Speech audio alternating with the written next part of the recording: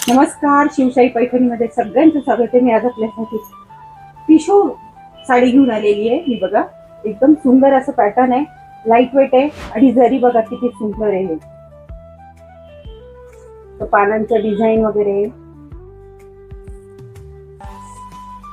Blouse पण असं plain मस्त ब्लाऊज दिलेलं आहे त्यांनी. पदर वगैरे खूप छान आहे आणि हे बघा हा असं प्लेन ब्लाऊज आहे.